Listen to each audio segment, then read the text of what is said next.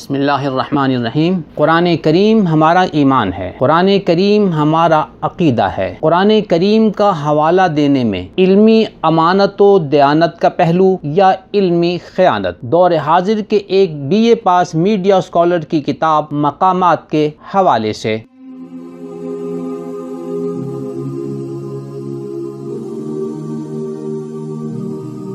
میرے سامنے ایک BA پاس میڈیا اسکالر کی کتاب مقامات ہے۔ اس کا 5واں ایڈیشن ان کے ادارہ المورد نے 2019 میں شائع کیا ہے، جس کے دیباچے میں BA پاس میڈیا اسکالر لکھتے ہیں کہ علم و فکر اور قلم و کرتاس کی دنیا میں کم و بیش ربع صدی کا سفر ہے۔ اس کتاب مقامات کے صفحہ 178 پر ان کا ایک مضمون بعنوان ہماری دعوت ہے، جو انہوں نے 2012 میں لکھا۔ اس میں صفحہ 179 کی سطر نمبر 5 سے ایک پیراگراف شروع ہو کر 13ویں سطر میں مکمل ہوتا ہے۔ پیراگراف کے آخر میں نمبر 2 کا نشان لگا کر حاشیے میں سورۃ الاعلیٰ کی آیت 14 تا 17 کا حوالہ دیا گیا ہے۔ آپ قرآن کریم با ترجمہ کھولیں یا اسکرین پر ملاحظہ فرمائیں اور پھر اس پیراگراف کو پڑھیں اور نوٹ فرمائیں کہ قرآن کریم کی آیات مبارکہ کچھ کہہ رہی ہیں اور یہ پیراگراف بالکل کچھ اور کہہ رہا ہے۔ سورۃ الاعلیٰ کی آیت نمبر 14 تا 17 اور ان کا ترجمہ ملاحظہ ہو۔ قد افلح من تزکا، بے شک بھلا ہوا اس کا جو سنورا، وذکر اسم ربہ فصلی، اور لیا اس نے نام اپنے رب کا پھر نماز پڑھی۔ بل تؤثرون الحیات الدنیا، کوئی نہیں تم بڑھاتے ہو دنیا کے جینے کو، والآخرۃ خیر وابقی، اور پچھلا گھر بہتر ہے اور باقی رہنے والا۔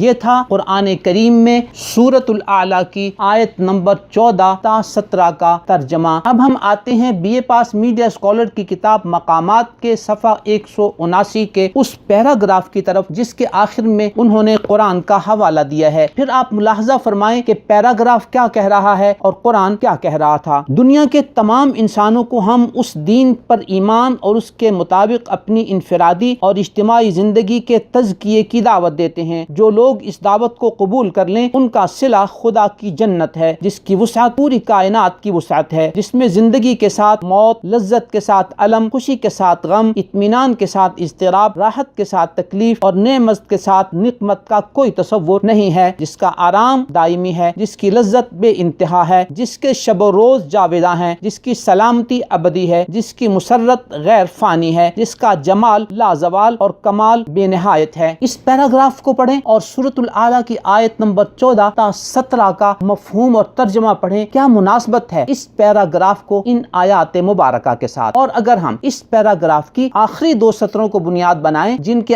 آخر میں سورۃ الاعلیٰ کا حوالہ دیا گیا ہے، تو وہ 2 سطریں بھی ملاحظہ فرمائیں۔ اللہ تعالیٰ نے اپنے بندوں کے لیے اس میں وہ کچھ مہیا کیا ہے جسے نہ آنکھوں نے دیکھا، نہ کانوں نے سنا اور نہ کسی انسان کے دل میں اس کا خیال کبھی گزرا ہے۔ یہاں انہوں نے نمبر 2 ریفرنس اور حوالہ دے کر نیچے 2 نمبر دے کر سورۃ الاعلیٰ نمبر 87 اور اس کا آیت نمبر 14 تا 17 لکھا ہوا ہے۔ اس پیراگراف اور ان آیات کا مفہوم و مضمون ہرگز یکساں نہیں ہے۔ یہاں ہم بڑے ادب و احترام سے موصوف BA پاس میڈیا اسکالر سے گزارش کرتے ہیں کہ رسالت مآب صلی اللہ علیہ وسلم کی احادیث مبارکہ، اکابرین امت اسلامیہ کی عبارات آپ کی قطع و برید اور خیانت سے محفوظ نہیں تھیں۔ یہاں تو قرآن کریم پر بھی آپ نے وہی وار کیا ہے، وہی کھلواڑ کیا ہے، اور خدا کا قرآن بھی آپ کی روایتی قطع و برید اور خیانت سے محفوظ نہیں رہا۔ ہر مسلمان جو قرآن کریم پر ایمان رکھتا ہے وہ آپ سے پوچھنے کا حق رکھتا ہے کہ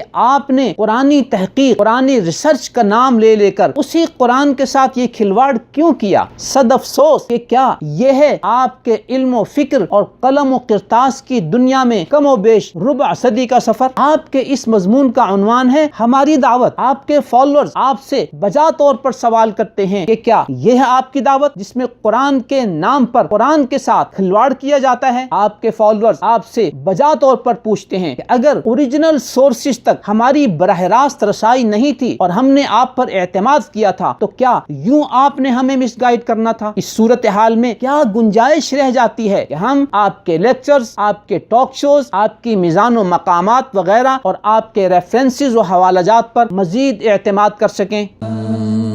نظروا لطيبة ونور طه يسطعون